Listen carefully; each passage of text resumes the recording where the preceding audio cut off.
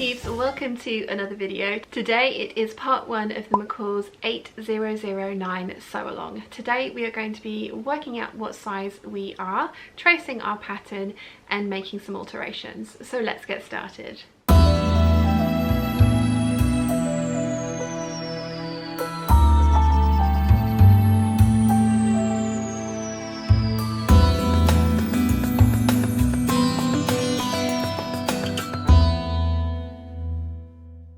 The very first thing that you want to do is press your tissue paper flat. I am going to be tracing my pattern pieces. I trace because patterns are expensive in the UK and I don't like making alterations to the tissue paper, and if I cut out one of the smaller sizes that negates me being able to use the larger sizes, and just personal preference, which is why I trace. So I have ironed all my tissue paper nice and flat. The next thing I have done is I've made a list of all the pattern pieces that I want to trace. I'm going to be making view C. I probably won't ever want to make view B, but if I do, I'm probably going to want it to be the longer leg length of view C anyway, because there is a small difference between the leg lengths of those two, and I'm never going to make the shorts version. But I will be making view C today, which is the sleeveless one, but I will be making view A sleeves at some point in the future, so I want to trace all of the pattern pieces. So I've written down all of those pattern piece numbers so that I can cross them off as I go along, because if I don't, I tend to miss a piece. Ask me how I know. The next thing that we need to do is work out what size we're going to trace. I have the pattern bundle that goes from the 6 to the 14. Now, according to this, I should be tracing the size 16 for the bust, 38 inches, between the size 12 and 14 for the waist, and between the size 18 and 20 for the hips, because my hips are 43 inches. But they have built a lot of wearing ease into this pattern. So this is the measurements according to the back of the envelope. But they actually have the finished garment measurements printed on the tissue paper. For this pattern, the bust measurement is printed on piece 1, and the waist and the hips are printed on piece 6. I have a pattern that goes up to a size 14, so it's a 36 inch bust for a 14, and they say that's a 39.5 inch finished measurement, which is 3.5 inches of wearing ease, which for me is too much. So I wouldn't have wanted to trace the size 16 anyway. I am going to trace the size 14 for the bust, because 39.5 inches gives me 1.5 inches of wearing ease, which is something that I like the look of. And again, wearing ease is completely up to you. It depends how you want the garment to fit. I don't think she has 3.5 inches of wearing ease across her bust there. Wearing ease is a personal preference. I prefer my garments to be slightly more fitted. Moving down to the waist, as I said, I need between a size 12, which is a 26.5, and a 14, which is a 28. My waist is fluctuating at the moment between sort of 26.5 up to around about 27.5. The size 14 on the envelope is 28 inches, and on the finished garment measurements is 31.5 inches. That is a lot of wearing ease. That's 3.5 inches again, which is too much for me. So the size 12, which is 26.5, goes down to 29.5 inches. It depends. Sometimes it would give me a couple of inches, sometimes it would give me 3 inches, which again is slightly too much for me. The size 10, which is a 25 inch waist according to the pattern envelope, is a 28 inch finished measurement. And I'm going to go for the size 10 because I prefer a very fitted waist. Again, that's my preference. For the hips, these are quite forgiving because these are quite wide trousers. So the size 10 is a 48 inch finished measurement, and the size 10 hip on the pattern is 34.5 inches. So that's a lot of wearing ease. And I am going to carry on with a size 10 down from the hips, because as I say, my hips fluctuate between around 41 to 43, and 48 inches is plenty of wearing ease for me, for the type of garment that we're doing, because it is gathered at the waist, so I want it to be skimming. So I'm prepared to go for the size 10. So I'm going to be doing a size 14 bust, 10 at the waist and 10 at the hips. So now that I've worked out what size pieces I need to trace, I need to get them all traced out. One of the things you want to make sure that you're doing is adding in all of the markings from the pattern, so the apex, the center front point, the grain line, any notches that they have, any triangles, squares, the small circles. These all give you information about how the pattern goes together, and you want to make sure that you are tracing absolutely everything from your pattern piece to make sure that you're getting an accurate trace, which will make making your garment easier in the end. Now, there are no lengthen and shorten lines on the pattern, so I'm going to have to make this up as I go along. I do need to add 1 inch of length to the bodice. I have a standard alteration that I have to do to most bodices.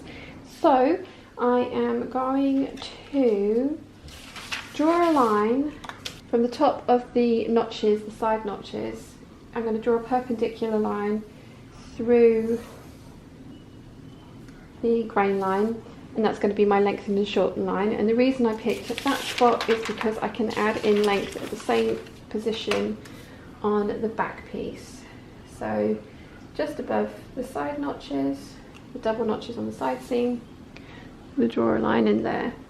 So you guys have seen me add length to a pattern before, but just to go through it with you again, I am going to draw myself a 1 inch wide rectangle.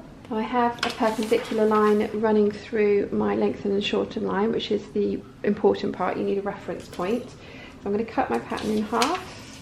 Well, I'm going to cut along the lengthen and shorten line that I've arbitrarily made up. We're going to take the bottom part of our pattern and we're going to stick it to the cut edge to the bottom of our 1 inch rectangle. And again, this will very much depend on how much length you need to add. Yours may be smaller or larger than mine, but I need to add 1 inch. And I'm going to take my ruler and lengthen that perpendicular line so that I can match up the corresponding line from the top part of the pattern, and make sure everything is nice and straight along the top edge of the 1 inch box, and stick that down. Then we need to true up our seams. So the back one's easy because it's actually a straight line, and this side seam, I'm going to go from the corner, the underarm corner, down to the bottom corner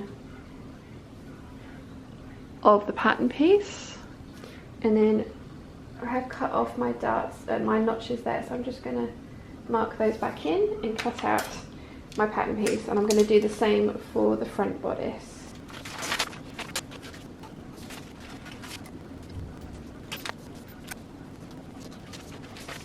Okay, so I have added length to the front and the back of the bodice. Now, I'm not going to use the sleeves in this particular make, but I am probably going to use the sleeves in the future, and I need to add some length to those. I actually want to add 2 inches of length to the sleeves, so I'm going to do that in exactly the same manner.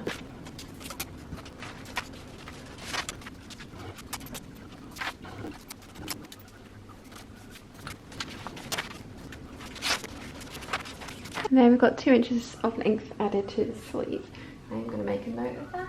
As I say, I'm not using the sleeve in this particular make, so I'm going to fold this up and put this away, and then I can start working on the crotch depth. One of the things that you really want to be careful of when you're making a jumpsuit is that the crotch depth is going to be deep enough for it to be worn comfortably, because obviously if it's too short, then things can get very uncomfortable very quickly. So what I like to do is with my pattern pieces for my trousers, I draw in the seam allowance all the way around the crotch and at the top and at the side.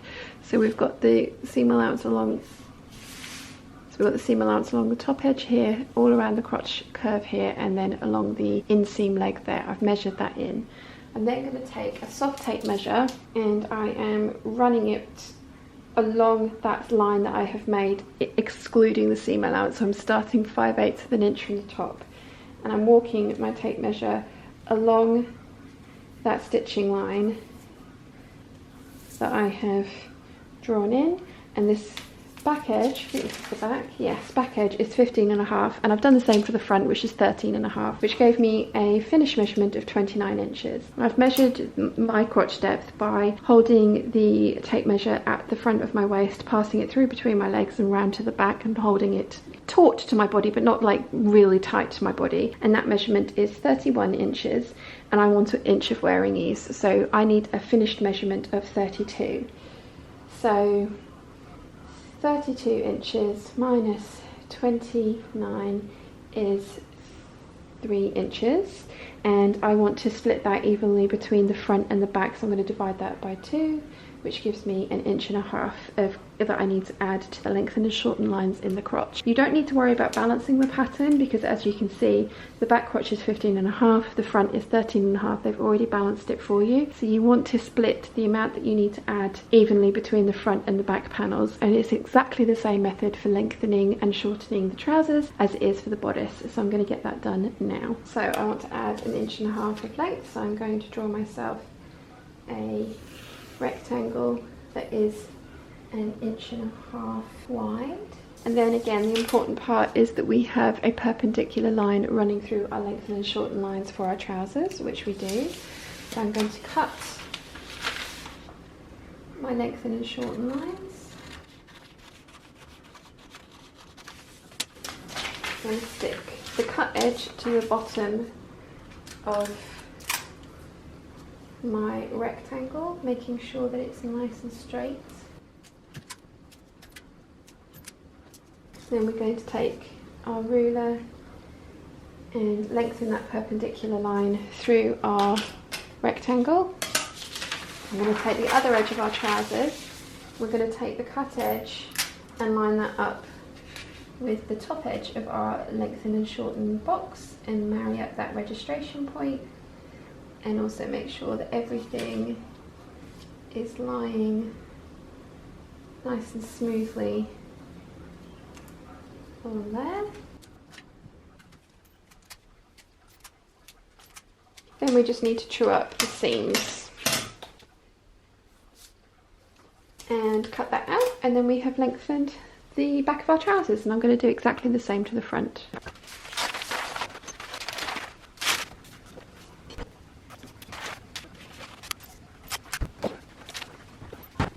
Okay, I wanted to make a quick note. The waistline on this jumpsuit pattern is actually 1.25 inches underneath the seam line. So I measured, when I was measuring the curve to work out my crotch depth, I was measuring from the seam line, not from the waistline. And I'd measured my body from waistline. So this one does fit me, and this is just something that you need to take into account when you are measuring your crotch depth, is that if you're measuring on your body from your waist to your waist, you need to bear in mind that it is 1.25 inches under the seam line of the trouser part of this pattern.